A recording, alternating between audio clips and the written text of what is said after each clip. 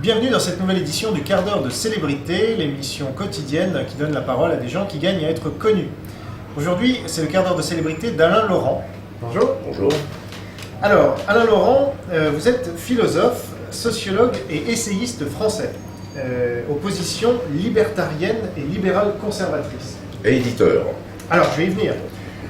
Mais avant cela, vous avez enseigné la philosophie dans des lycées de la région parisienne. Et donc vous êtes également éditeur, en effet, aux Belles Lettres. La collection que je dirige actuellement sont la Bibliothèque classique de la liberté, voilà, depuis 6 ans déjà, et puis les Penseurs de la liberté. Alors, donc, dans la première collection, vous rééditez des œuvres telles que celles de Frédéric Bastiat, Ludwig von Mises, qui sont des grands noms du libéralisme.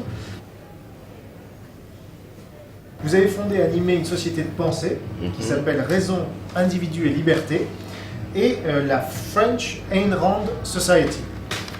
Donc, vous travaillez d'ailleurs sur la biographie d'Ayn Rand, et sur une anthologie des textes libéraux à paraître chez Robert Laffont. C'est bien ça? Donc, et évidemment, votre livre le plus récent, c'est La Société ouverte et ses nouveaux ennemis, qui est paru en 2008. Voilà. On semble être plus récent que ça, hein, 2009. Fin 2009. Alors, justement, au sujet de ce dernier livre, vous désignez un certain nombre d'ennemis, de nouveaux ennemis de la société ouverte, et parmi eux l'islam. Alors, je dois dire que j'ai constaté de mes propres yeux qu'il y avait un vif débat parmi les libéraux français au sujet de l'islam, qu'il y avait carrément une fraction, une division, entre ceux qui considèrent vraiment que c'est un des dangers qui menacent notre société ouverte, donc comme vous, et comme d'autres. Je pourrais citer Philippe Simoneau, qui a été reçu ici même, qui écrit un livre sur l'antisémitisme musulman, et puis d'autres comme Pascal Salin ou Henri Lepage, qui n'en parlent jamais. Donc ils n'intègrent pas ça à leur sphère de réflexion sur le libéralisme. Comment vous expliquez cette différence? Alors, premièrement, je fais un correctif important. Je n'ai nulle part écrit ou dit que l'islam en tant que tel était un ennemi de la société ouverte. C'est quelque chose dans l'islam, ce qui est tout à fait différent. Comme il peut y avoir quelque chose dans d'autres idéologies qui menacent la société ouverte, parce que je suis le premier, d'ailleurs, j'ai dédié mon livre à ces femmes, quelques hommes aussi, que j'appelle les musulmans libres, ce qui veut dire qu'être musulman, pour moi, ne prédispose nullement à être l'ennemi de la société ouverte. Donc c'est une certaine conception de l'islam, mais qui est tout de même malheureusement très majoritaire. Les musulmans libres sont tout de même c'est une minorité, ce sont des dissidents. Ça me rappelle d'ailleurs un peu la position qui était celle des dissidents en Union soviétique. Souvent d'ailleurs, ils sont persécutés ou contraints de s'exiler. Alors maintenant, j'en viens au deuxième aspect de la question. C'est vrai que cette question de l'islam traditionnel, dont je ne parle pas de l'islam évolué ou de l'islam éclairé, de l'islam traditionnel, peut séparer les libéraux et les libertariens entre eux. Mon diagnostic, c'est que trop souvent, les libéraux, surtout lorsqu'ils sont des économistes, les libertariens aussi d'ailleurs, ont tendance à ne voir dans la société que ce qui est justement d'ordre économique, que ce qui concerne la poursuite des intérêts liés au libre marché.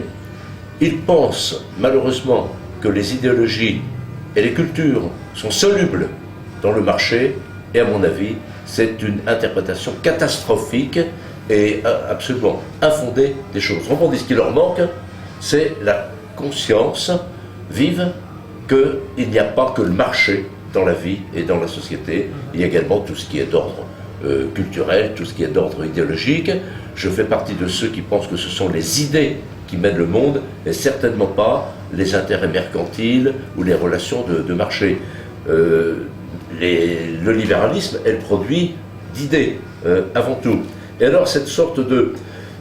ça me navre d'autant plus qu'ils reproduisent une sorte de cécité volontaire qui est également celle des gauchistes, pour des raisons inverses. Et ce n'est pas le seul domaine dans lequel il y a une sorte de de complicité, de connexion entre l'extrême gauche et puis une partie du libéralisme.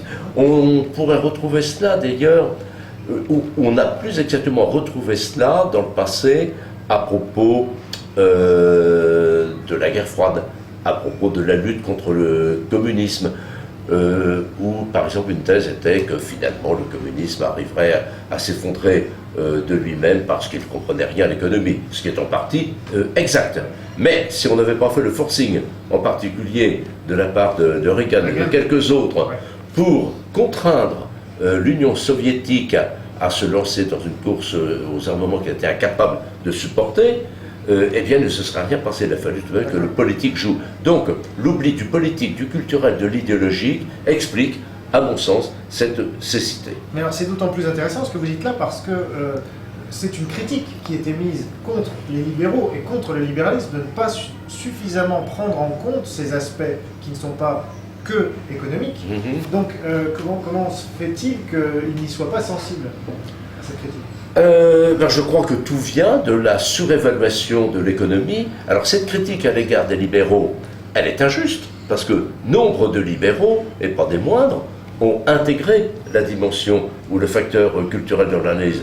Je fais référence par exemple à mon regretté cher ami Jean-François Revel, mais il y en avait d'autres.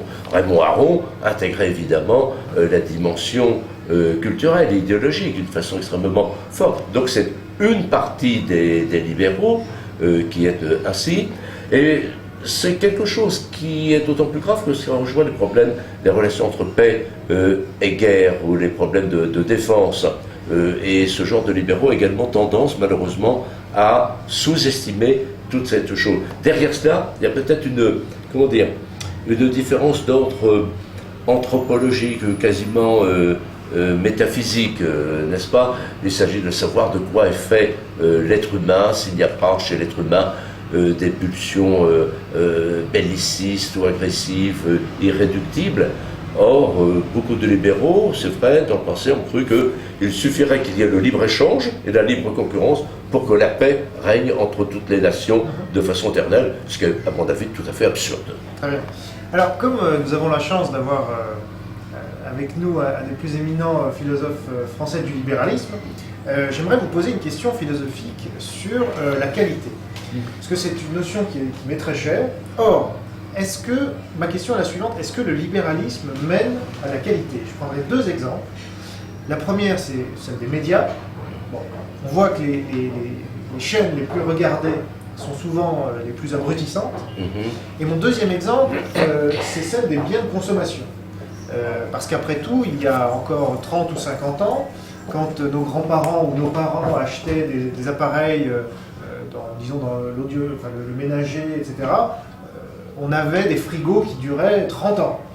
Aujourd'hui, si on a un frigo qui dure plus que 5 ans, il faut s'estimer heureux. Alors, pourtant, le libéralisme a progressé depuis. Comment vous expliquez qu'apparemment, le libéralisme mène à un déficit de qualité, ou en tout cas une baisse de la qualité? Ou est-ce que c'est qu'une apparence, peut-être? Je ne sais pas. Je pense que c'est en gros une apparence, on ne peut pas généraliser.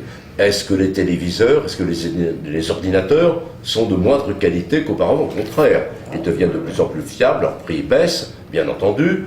Ça, on ne le souligne jamais quand on fait la critique du capitalisme. C'est le capitalisme qui permet l'accès de la plupart des gens à tous ces biens contemporains. Parce qu'on les considère comme acquis, en fait. On les considère comme acquis, et je ne pense pas qu'on ait pu remarquer que leur qualité, leur performance soit moindre qu'avant, au contraire. Et ça, on pourrait le voir dans pas mal d'autres domaines. Moi, je viens de changer de voiture. Ma voiture, je ne citerai pas la marque, n'est-ce pas? Eh bien, je l'ai abandonnée au bout de 10 ans, à 200 000 km, j'ai jamais eu un pépin. Alors, donc, je peux difficilement répondre à cette question parce que je crois que c'est une critique infondée dans son aspect généralisateur. C'est-à-dire, pour compléter ma question, peut-être, on serait tenté de dire, et on l'entend d'ailleurs dans des milieux anticapitalistes, que l'intérêt du marché, et notamment des entrepreneurs, c'est de faire acheter leurs produits. Et donc, plus la durée de vie sera courte, plus les gens auront à racheter le même produit. Oui, mais il pourrait s'y rattraper autrement, ça c'est une possibilité parmi d'autres.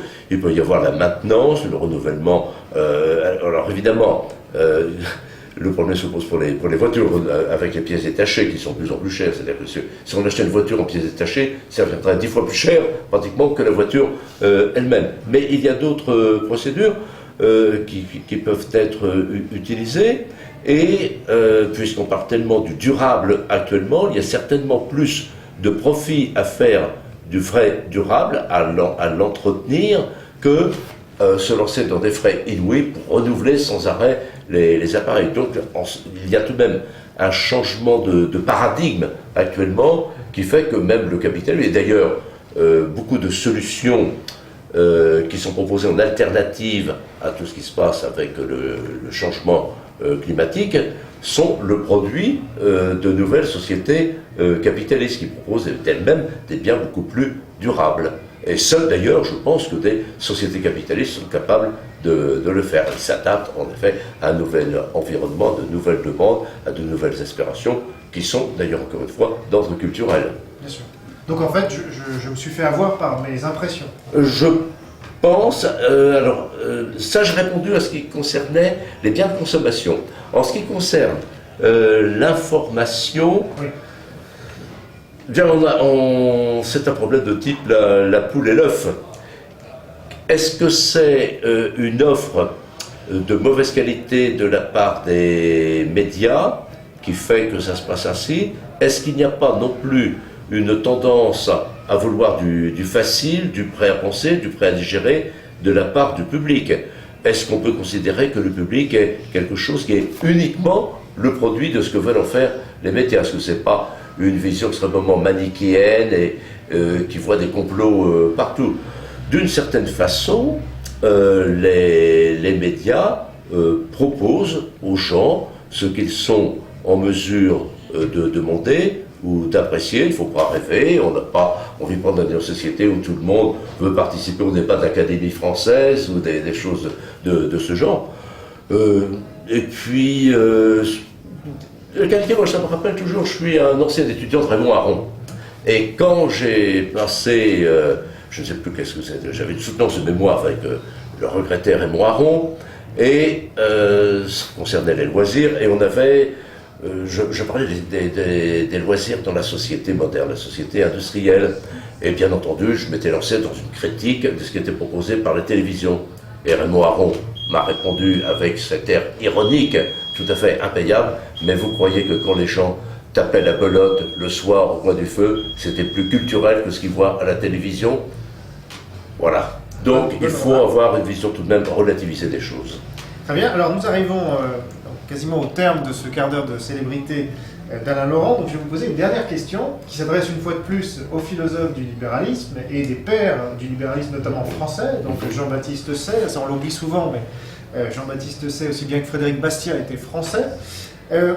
Une des critiques qui revient du libéralisme, c'est que ces théories, donc aussi bien Say, Bastiat et d'autres, ont été formulées pour la première fois il y a environ 2 siècles, à un moment où les facteurs de production, comme dit Marx, capital et travail, étaient relativement immobiles.